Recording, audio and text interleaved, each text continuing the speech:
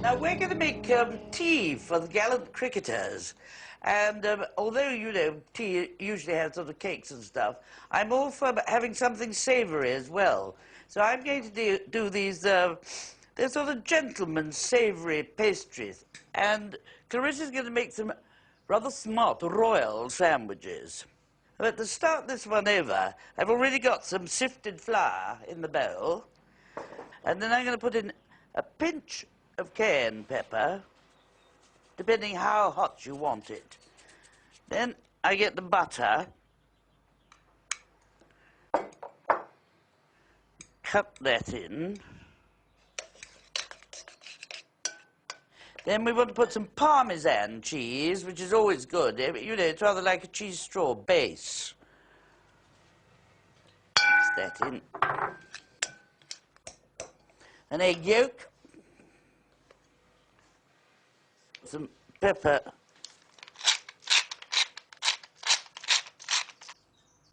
And salt.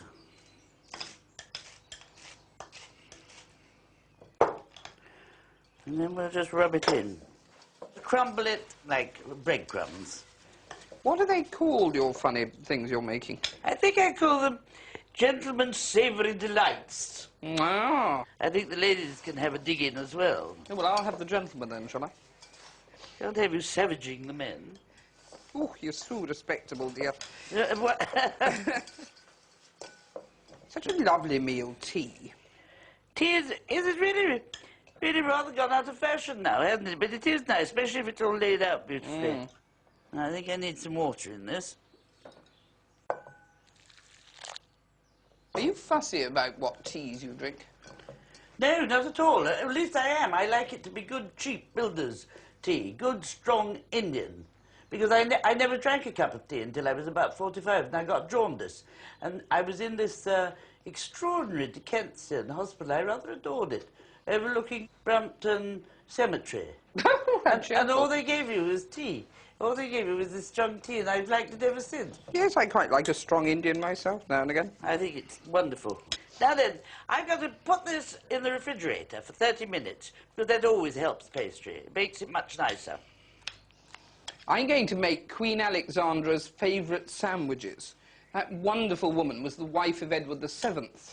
And if you think of tea ceremonies, tea parties, you think really of the Edwardian age with those lovely footmen carrying out the silver trays and the little dainty sandwiches. And this is, of course, the definitive Edwardian sandwich. Edwardian sandwiches were very thin. And what I'm making here is some mustard butter, which is a very useful thing to have about. I just put in some unsalted butter and some French mustard and a squeeze of lemon juice, and I mix it all together until it's soft and in a paste. And you can make it, you can keep it in the fridge or the larder and use it whenever you want to for sandwiches. And I've got here some poached chicken. You can obviously use cold roast chicken or any cold chicken you happen to have. Even not, just go out and buy a couple of chicken breasts and either poach them in a little stock or even grill them, and then mince it up quite finely. And a bit of mayonnaise, that's all you want. A bit of mayonnaise to bind it. She was a splendid woman, Princess Alexandra. When Edward VII was dying, she sent for his favourite mistress to attend him, Mrs. Keppel. That's what I call style. That's style indeed. No, silly modern stuff. She was Camilla's great-great-grandmother or something, wasn't she? That's right. Runs in the family. Probably, yes. And a touch of Tabasco. Dear old Tabasco. What would we do without it? Exactly. There we are. And now, let's get some bread, some brown bread. A very good tip for slicing brown bread very thinly is if you don't want terribly fresh bread, it has to be yesterday's to get it really thin. And put your knife in a jug of hot water and then slice it. And it will cut really thin. I was given that tip, actually, by somebody who used to be a lady's maid. She used to make those wonderful, thin boudoir sandwiches. That's a very good tip. I didn't know about that. And spread your butter quite liberally. And then onto one slice, I'm just going to put a little of the minced chicken and spread it about.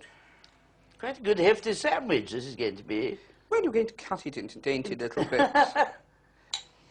And on the other one, you put a slice of tongue. It's wonderful stuff, tongue. Everybody forgets about tongue. This is ox tongue, but you could also use lamb's tongue. They're very reasonable, a whole tongue. A whole tongue feeds a lot of people, and it doesn't cost much. No, it doesn't, and it's very easy to cook. And then a little cress sprinkled onto your... Grown on the flannel. Grown on the flannel. Do you remember that? Wasn't that fun? I used to be fascinated by that. And then you just put the two together, press them down well, and cut the crusts off. Never have crusts on an Edwardian sandwich. What else would you give to the poor? But on the other hand, Nanny would say, they who don't eat their crust won't have curly hair. Well, no doubt all the Edwardian poor had very curly hair.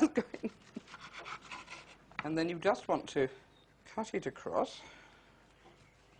You can have squares or triangles, whichever the mood takes you, really. Two triangles, I think.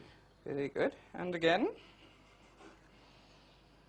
And shall we cut it again? Yes, I think so. There you are. Dear little boudoir sandwiches. What are you up to next? Well, I think I'll go get my pastry out of the refrigerator. It must be cold enough now. Yeah, this is chilled enough. Now, what we want to do is we must roll this as thin as we can, because we then have to roll it up like a roly-poly pudding. And what's your favourite sandwich? I wonder. I think a very good ham sandwich is excellent. You know, if it's delicious, proper ham. Oh, yes, Huh? absolutely. If the proper ham, Yes. on the bone with a bit of fat. Really sort of moist and delicious. I mean, a But nice the bit of tongue is mustard. very good too. But I tell you what I also like, which is not very social, is onion and mayonnaise. Oh, Just yes. raw onion. We used to eat them by the swimming pool in Berlin. Surrounded by all your handsome young men in uniform. All the hussars, God bless them. I'll just trim off some of these rather untidy bits. Now, what we're going to do is spread it with lovely gentleman's relish, which I adore. It's made of anchovies. And it's very good for breakfast. I love it for breakfast. I like strong-tasting things, not your wishy-washy cereals. I think a good strong taste in the morning is, you know, wakes up the buds. You put a good spreading of this all over. Now we spread it with Dijon mustard on top of the relish. Now we want to put some more parmesan. Scatter it over. And next we put on some daintily chopped chives, which will make it look pretty, as well as tasting good. It'd be nice for cocktail parties. Yeah, it as would well. perfectly good. Or a picnic. Yeah, because you can pack them into cans and they stay nice. Now, what I want to do is really...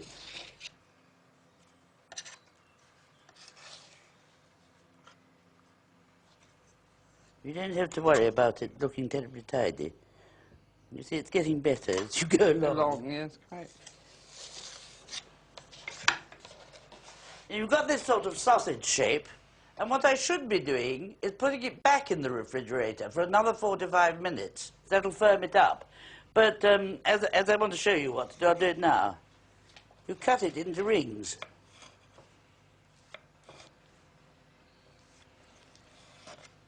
There. Now, we need a baking tray. And you put the little dears on. Look very nice. The chives look pretty, don't they? Yes. Give it a touch of colour. Now I'm going to put them in the oven for about 7 minutes. That's all they'll take. Top right, is it, Zanaga? Yes, because it's hot and I want them to be hot.